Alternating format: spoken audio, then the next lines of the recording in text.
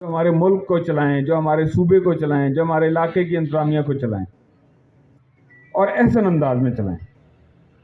یہیں سے اگلا سوال ہوتا ہے کہ پھر لوگ ووٹ کیوں لیتے ہیں، الیکشن میں کیوں کھڑے ہوتے ہیں لوگ؟ یا پھر یہ ہے کہ جن لوگوں کو ہم ووٹ دیتے ہیں کیا وہ وہی لوگ ہیں کہ جو ہمارے ملک کو ٹھیک انداز میں چلا سکتے ہیں اور چلا رہے ہیں، ہمارے صوبے کو ٹھیک چلانا چاہیے اور چلا رہے ہیں، ہمارے ضلع کو، ہمارے بلدیہ کو، ہمارے ضلع کونسل کو، ان کو ٹھیک انداز میں چلا رہے ہیں؟ اگر آپ لوگوں کا جواب ہاں میں ہو کہ جی ٹھیک چلا رہے ہیں، پھر تو بحث ہی ختم ہو جاتی ہے، پھر تو میں نئی بات کروں۔ لیکن سوال یہ ہے کہ کیا لوگوں کو قانون کے مطابق، آئین کے مطابق، جو گورنمنٹ کے ساتھ عوام کا ایگریمنٹ ہوتا ہے کنسٹیٹیوشن کے اندر کہ عوام ٹیکس دیں گے، عوام ملک کے ساتھ وفادار ہوں گے، عوام حکمرانوں کی اطاعت کریں گے، عوام ملک دشمنوں کو کوئی راستہ نہیں دیں گے، عوام قانون کی پابندی کریں گے، اور ملک و قوم کے اوپر کوئی مشکل وقت آئے گا تو عوام اپنی جان بھی لڑا دیں گے؟ ہم کیا کر رہے ہیں یہ سارا کچھ؟ اور اگر ہم کر رہے ہیں تو پھر اس کے بدلے میں حکومت کو جو کچھ دینا چاہیے تھا اس ایگریمنٹ کی روشنی میں کہ ہم ٹیکس دیں، ہم ملک کی حفاظت کریں، اس کے لیے جان دینے کو تیار ہوں، قانون کی پابندی کریں، حکومت کی اطاعت کریں اور سب کچھ کریں، اس کے بدلے میں حکومت کو تعلیم لینا حکومت سے ہمارا بنیادی حق ہے۔ تعلیم مفت ہو، علاج مفت ہو، انصاف مفت ہو، روزگار ملے، جینے کی آزادی ملے، جان مال عزت آبرو کو حفاظت ملے، سب سے بڑی بات یہ ہے کہ عزت نفس ملے۔ کیا یہ سب کچھ حکومت اس کے بدلے میں دے رہی ہے؟ کیا سرکاری اداروں کے اندر آپ کے کام بغیر رشوت اور سفارش کے ہو جاتے ہیں؟ کیا وہ میرٹ کے اوپر ہوتے ہیں؟ اور کیا مجھے راستے میں چلتے ہوئے کوئی خطرہ نہیں ہوتا، حتیٰ کہ رات کو اپنے گھر میں لیٹے ہوئے میں محفوظ اور محمون اور بے فکر ہو کے سوتا ہوں؟ یہ کس کی ذمہ داری تھی؟ اگر میں محفوظ، معمون اور مطمئن نہیں ہوں، راستے میں بچے، بہنیں، بچیاں پرسکون ہو کے نہیں چل سکتی، تعلیم مفت نہیں ہے، علاج مفت نہیں ہے، روزگار نہیں مل رہا، انصاف نہیں مل رہا، خریدنا پڑتا ہے، عزت نفس نام کی کوئی شے اگر سوسائٹی کے اندر عوام کے مقدر میں نہیں ہے تو دینے کا ذمہ دار کون تھا؟ ظاہر ہے کہ وہی لوگ تھے جنہوں نے ہم سے ووٹ لینے تھے، جس کے لیے الیکشن ہوتے ہیں۔ تو پھر کہیں لگتا ہے کہ کوئی خرابی ہوئی ہے، لگتا ہے کوئی بھول چوک ہو گئی ہے، کوئی گڑبڑ ہوئی ہے کہ نہیں؟ ذرا آپ مجھے بتا دیں تاکہ میں اگلی بات کروں۔ غلطی ہوئی ہے یا نہیں ہوئی؟ یہاں ہمارا مسئلہ یہ ہے کہ جو لوگ الیکشن لڑتے ہیں، ووٹ لے کے چلے جاتے ہیں، وہ اصل میں وہ کس لیے الیکشن لڑتے ہیں اور ان کا مقصد کیا ہوتا ہے اور وہ کرتے کیا ہیں؟ وہ ہمارے اوپر مسلط ہونے کے لیے ہم سے ووٹ لیتے ہیں۔ پورا ایک جال بن رکھے انہوں نے اور تان رکھے وہ جال، عوام کے سروں پہ محلے کا ایک کھڑپینچ مسلط ہوتا ہے، اس کے اوپر یونین کونسل لیول کا ایک اور کھڑپینچ ہوتا ہے، اس کے اوپر شہر یا تحصیل لیول کا ایک ہوتا ہے، اور اس کے اوپر ضلعی سطح کا، اور پھر اوپر صوبائی اور اوپر قومی سطح پہ۔ یہ کھڑپینچوں کی سیڑھیاں ہیں جو نیٹ ورک کا حصہ ہیں۔ اب عام آدمی کا مسئلہ یہ ہے کہ اس وقت الحمدللہ میں تو سمجھتا ہوں کہ لوگوں میں ایک بڑی حد تک شعور آ رہا ہے کہ لوگوں کو اب کچھ سمجھ آ رہی ہے۔ کراچی میں ہم نے دیکھا ہے بہت ساری لوگوں کو سمجھ آئی ہے، لیکن ہم چاہتے ہیں کہ گلی گلی، کوچے کوچے، ہر گھر تک یہ بات پہنچے کہ جن لوگوں نے ہمیں یرغمال بنایا ہوا ہے، آج ان کے ہاتھوں یہ ملک کہاں تک پہنچ گیا ہے۔ تو کیا ضرورت نہیں ہے کہ ہم نئے سرے سے غور و فکر کریں، فیصلہ کریں؟ حالات نہیں بدل رہے تو ہم اپنا چوائس تو بدل سکتے ہیں، ہم اپنے فیصلے تو بدل سکتے ہیں۔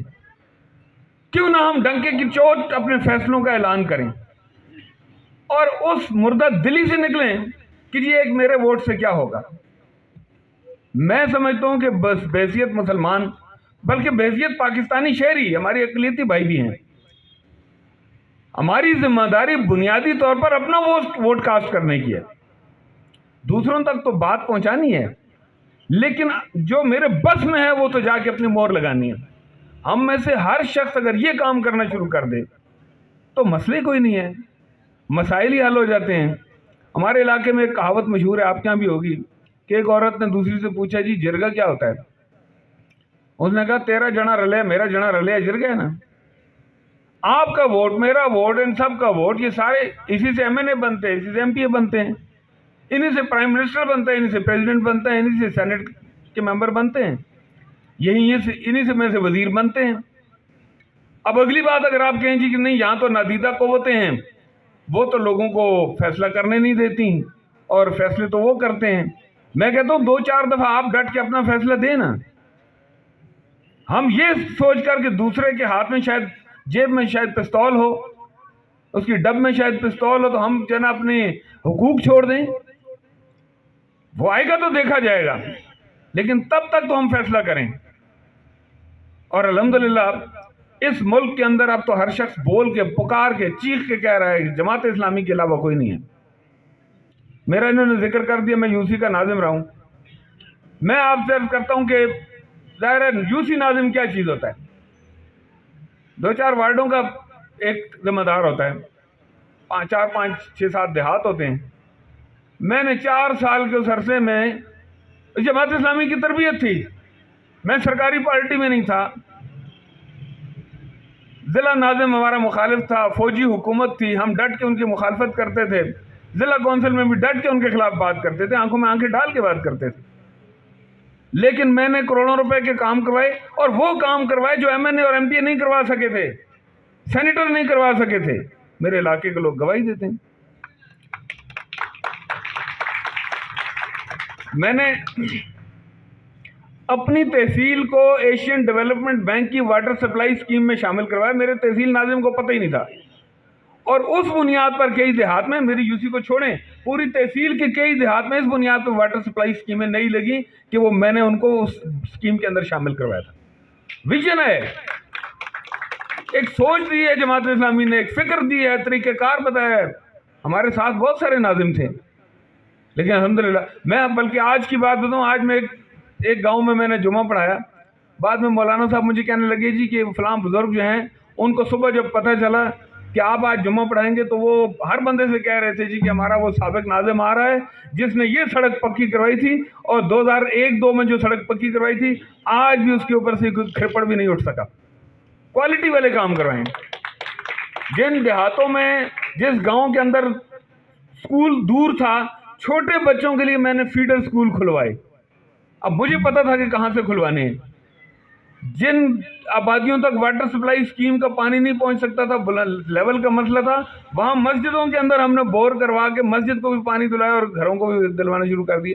اب یہ چھوٹے چھوٹے کام تھے. میں نے کہا جی ٹھیکے دینے کے بجائے, سڑکوں اور نالیوں گلیوں کے ٹھیکے دینے کے بجائے کیوں نہ میں کمیٹی بنا لوں. اور پھر میں نے سیکرٹریوں سے کہا, میں نے کہا یار آپ کرپشن اگر نہیں کریں گے تو میں آپ کو انعام دے دوں گا, آپ پیسے بچا کے سرکاری خزانے میں جمع کروائیں, میں آپ کو انعام دوں گا جو آپ کے لیے دنیا آخرت میں حلال ہوگا. انہوں نے کہا جی ہمیں اور کیا چاہیے, آپ ہمیں فائدہ بھی دے رہے ہیں, گناہ سے بھی بچا رہے ہیں. اب وہ جو کام 1.5 لاکھ کا ہونا تھا وہ انہوں نے 1 لاکھ اور 1,10,000 میں کروایا, اور میں نے ان کو 5-10 ہزار کا انعام دے دیا. قومی خزانے میں لوگوں کی امانت کے اندر بچت بھی ہو گئی, اور ان کو حلال انداز میں انعام بھی مل گیا, اور کوالٹی بھی اتنی بہترین. میں کہتا ہوں الحمدللہ ہمارے پاس کام کرنے کے ڈھنگ ہیں. اتنا بڑا جو ہم فلیٹ چلا رہے ہیں, اتنا بڑا ایک ویلفیئر امپائر چلا رہے ہیں الخدمت فاؤنڈیشن کی, صرف اسی کا. اور میں کہتا ہوں سارے لوگ, ساری پارٹیاں وعدے کریں گی ہم یہ کریں گے اور ہم وہ کریں گے. مجھے کوئی ضرورت نہیں ہے وعدہ کرنے کی, میاں جنید صاحب کو کوئی ضرورت نہیں وعدہ کرنے کی.